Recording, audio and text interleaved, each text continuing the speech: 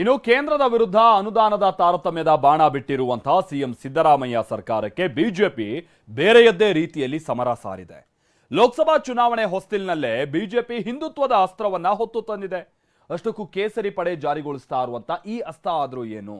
ಬಿಜೆಪಿಯ ನಡೆಗೆ ಕಾಂಗ್ರೆಸ್ ನಾಯಕರು ಆಕ್ರೋಶಗೊಂಡಿದ್ಯಾಕೆ? ಬನ್ನಿ ಈ ರಿಪೋರ್ಟ್ ಅಲ್ಲಿ ನೋಡ್ಕೊಂಬೋಣ.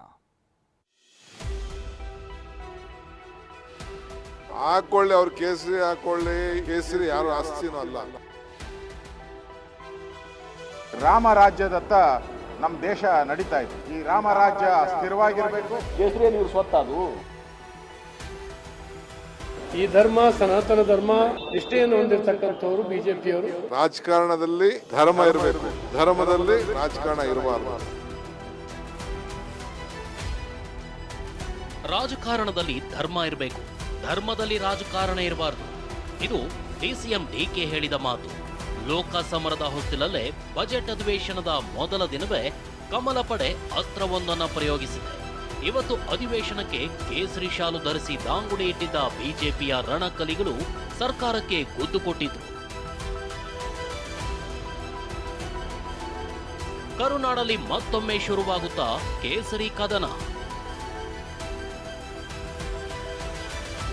ಕೈನಿಂದ ಅನುದಾನ ಅಸ್ತ್ರ, ಬಿಜೆಪಿಯಿಂದ ಕೇಸರಿ ಬ್ರಹ್ಮಾಸ್ತ್ರ. ಎಲ್ಲಿ ನೋಡಿದ್ರು ಕೇಸರಿ, ಕೇಸರಿ ಶಾಲು ಧರಿಸಿದ ನಾಯಕರು, ಜೈ ಶ್ರೀರಾಮ್ ಅನ್ನೋ ಘೋಷಣೆಗಳು. ಇವತ್ತು ಅಧಿವೇಶನದಲ್ಲಿ ಕೇಸರಿ ಪಡೆ ರಾಮನಾಮನ ಜಪ ಮಾಡಿದ್ರು. ವಿಧಾನಮಂಡಲ ಬಜೆಟ್ ಅಧಿವೇಶನ ಆರಂಭವಾಗ್ತಲೇ ಬಿಜೆಪಿ ಶಾಸಕರು ಧರ್ಮದ ಅಸ್ತ್ರ ಬಿಟ್ಟಿದ್ದಾರೆ. ಕೈ ಶಾಸಕನಿಗೆ ಕೇಸರಿ ಶಾಲು ಹೊದಿಸಿದ ಮುನಿರತ್ನ. ಅಧಿವೇಶನಕ್ಕೂ ಮುನ್ನವೇ ವಿಧಾನಸೌಧದಲ್ಲಿ ಮಂಡ್ಯ ಕಾಂಗ್ರೆಸ್ ಶಾಸಕ ರವಿ ಗಾಣಿಗ ಬಿಜೆಪಿ ನಾಯಕರ ಕಣ್ಣಿಗೆ ಬಿದ್ದಿದ್ರು. ಈ ವೇಳೆ ಶಾಸಕ ರವಿಯನ್ನ ನೋಡಿದ ಮುನಿರತ್ನ ಹತ್ತಿರಕ್ಕೆ ಬಂದ್ರು. ಆಗ ರವಿ ಗಾಣಿಗ ಭಾರತದ ಬಾವುಟ ತರಬೇಕಿತ್ತು ಅಂತ ಪ್ರಶ್ನಿಸಿದ್ರು. ಅದಕ್ಕೆ ಮುನಿರತ್ನ ಶಾಲು ಹಾಕ್ಲಾ ಅಂತ ಹೇಳಿದ್ರು. ಆಗ ಕಾಂಗ್ರೆಸ್ ಶಾಸಕ ನಾನು ಕೂಡ ಹಿಂದೂನೇ, ಹಾಕಿ ಅಂತ ಕೇಸರಿ ಶಾಲನ ಕೊರಳಿಗೆ ಹಾಕಿಸ್ಕೊಂಡ್ರು.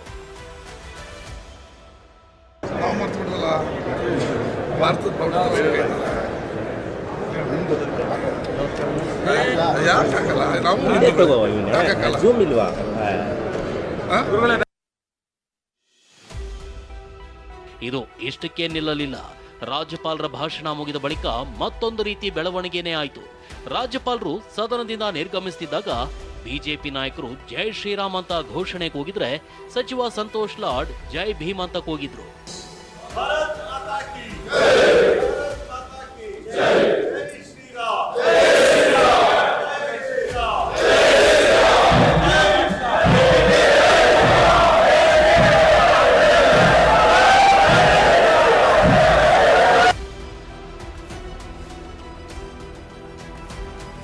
ಬಿಜೆಪಿ ಕೇಸರಿ ಶಾಲು ಕದನ, ಕಾಂಗ್ರೆಸ್ ನಾಯಕರು ಫುಲ್ ಗರಂ. ಬಿಜೆಪಿ ನಾಯಕರ ಈ ನಡೆಯಿಂದ ಕಾಂಗ್ರೆಸ್ ನಾಯಕರು ಅಸಮಾಧಾನ ಹೊರಹಾಕಿದ್ದಾರೆ. ಡಿಸಿಎಂ ಡಿಕೆ ಕೇಸರಿ ಬಿಜೆಪಿ ಆಸ್ತಿನಾ ಅಂತ ಪ್ರಶ್ನಿಸಿದ್ದಾರೆ. ಅತ ಎಚ್.ಕೆ. ಪಾಟೀಲ್ ಹಾಗೂ ಎಂ.ಬಿ. ಪಾಟೀಲ್ ಕೂಡ ಬಿಜೆಪಿಗೆ ತಿವಿಯೋ ಕೆಲಸ ಮಾಡಿದ್ದಾರೆ. ಹಾಕೊಳ್ಳಿ, ಅವ್ರು ಕೇಸರಿ ಹಾಕೊಳ್ಳಿ, ಕೇಸರಿ ಅವ್ರೊಬ್ರು ಆಸ್ತಿನ? ಕೇಸರಿ ಯಾರು ಆಸ್ತಿನೂ ಅಲ್ಲ. ಅವ್ರವ್ರ ಧರ್ಮ ಅವ್ರವ್ರ ಪಾಲನೆ ಮಾಡ್ತಾರೆ. ನಾನು ಹಿಂದೆ ಹೇಳಿದ್ದೀನಿ, ರಾಜಕಾರಣದಲ್ಲಿ ಧರ್ಮ ಇರಬೇಕು, ಧರ್ಮದಲ್ಲಿ ರಾಜಕಾರಣ ಇರಬಾರ್ದು. ಅವರು ರಾಜಕಾರಣ ಪಾಪ ಮಾಡ್ಕೊಳ್ಳಿ, ಏನು ತೊಂದರೆ ಇಲ್ಲ. ಕೇಸರಿ ಯಾರು ಹಾಕೊಳ್ಳಿ, ಕಪ್ಪು ದಾರ ಹಾಕೊಳ್ಳಿ. ನಾವು ನಮ್ಮ ರಾಜ್ಯ ಕಿತ್ತಕ್ಕೆ ಏನು ಬೇಕು ನಾವು ಮಾಡಿ. ಧರ್ಮದ ಹೆಸರಿನಲ್ಲಿ, ಜಾತಿಯ ಹೆಸರಿನಲ್ಲಿ, ದೇವರ ಹೆಸರಿನಲ್ಲಿ ರಾಜಕಾರಣವನ್ನು ಎಲ್ಲೆಲ್ಲಿ ಎಷ್ಟೆಷ್ಟು ಮಾಡಬೇಕು ಅಷ್ಟು ಮಾಡಬೇಕು. ಅದನ್ನೆಲ್ಲ ಬಿಟ್ಟು ಎಲ್ಲವೂ ಅದನ್ನು ಮಾಡ್ತಕ್ಕಂಥ ಬಿಜೆಪಿ ಅವರಿಗೆ ಬರೋ ದಿವಸಗಳಲ್ಲಿ ಪಾಠ ಕಲಿತಾರೆ. ಕೇಸರಿ ಶಾಲ್ ಇವ್ರು ಸ್ವತ್ತಲ್ಲ. ಈಗ ನಮ್ಮ ಮನೆಯಲ್ಲಿ ಪೂಜೆ ಮಾಡೋದು, ನಮ್ಮ ಮಠಗಳಲ್ಲಿ, ಈಗ ನಮ್ಮ ಲಿಂಗಾಯತ್ ಮಠಗಳಲ್ಲಿ ತಗೊಳ್ಳಿ, ಕೇಸರಿನೇ ಇರ್ತದೆ. ನಮ್ಮ ದೇವಸ್ಥಾನಗಳ ಮೇಲೆ ಕೇಸರಿನೇ ಇರ್ತದೆ. ನಾವು ಪೂಜೆ ಮಾಡುವಾಗ ಹಿರಿದಟರ್ಶಿರು ಪೂಜೆ ಮಾಡುವಾಗ ಕೇಸರಿ ಇಟ್ಕೊಂಡು ಬಳಸ್ಕೊಂಡು ಮಾಡ್ತೀವಿ. ಕೇಸರಿ ಇವ್ರು ಸ್ವತ್ತದು. ಇನ್ನು ಕಾಂಗ್ರೆಸ್ ನಾಯಕರ ಡಿಚ್ಚಿಗೆ ವಿಪಕ್ಷ ನಾಯಕ ಆರ್ ಅಶೋಕ್ ಸೈಲೆಂಟ್ ಆಗಿ ತಿರುಗೇಟು ನೀಡಿದ್ದಾರೆ. ಮೋದಿಯವರು ರಾಮರಾಜ್ಯ ಆಗಬೇಕು ಅಂತಿದ್ದಾರೆ, ಹೀಗಾಗಿ ನಾವೆಲ್ಲ ಕೇಸರಿ ಶಾಲು ಧರಿಸಿ ಬಂದಿದ್ದೀವಿ ಅಂತ ಹೇಳಿದ್ರು. ಸನ್ಮಾನ್ಯ ನರೇಂದ್ರ ಮೋದಿ ಅವರು ಇವತ್ತು ರಾಮ ಮಂದಿರ ನಿರ್ಮಾಣ ಆಗಿ ರಾಮರಾಜ್ಯದತ್ತ ನಮ್ಮ ದೇಶ ನಡೀತಾ ಇದೆ. ಈ ರಾಮರಾಜ್ಯ ಸ್ಥಿರವಾಗಿರಬೇಕು, ರಾಮರಾಜ್ಯದಲ್ಲಿ ಅಭಿವೃದ್ಧಿ ಆಗಬೇಕು, ರಾಮರಾಜ್ಯ ವಿಶ್ವದ ಗುರು ಆಗಬೇಕು. ಆ ದೃಷ್ಟಿಯಿಂದ ನಾವೆಲ್ಲರೂ ಇವತ್ತು ಕೇಸರಿ ಶಾಲುವನ್ನು ಧರಿಸಿ ನಾವು ಅಧಿವೇಶನದಲ್ಲಿ ಪಾಲ್ಗೊಳ್ತಾ ಇದ್ದೀರಿ. ಇದರ ನಡುವೆ ಧರ್ಮ ಕೇಂದ್ರಿತ ರಾಜಕಾರಣಕ್ಕೆ ರಾಜ್ಯಪಾಲ ಗೆಹ್ಲೋಟ್ ಆಕ್ಷೇಪ ವ್ಯಕ್ತಪಡಿಸಿದ್ರು. ಧರ್ಮಾಧಾರಿತ ರಾಜಕಾರಣ ಒಳ್ಳೆಯದಲ್ಲ ಅಂತ ಭಾಷಣದಲ್ಲಿ ಉಲ್ಲೇಖವಾಗಿತ್ತು. हमारे संविधान के अनुसार चुनाव में धर्म, जाति आदि के प्रयोग पर प्रतिबंध है.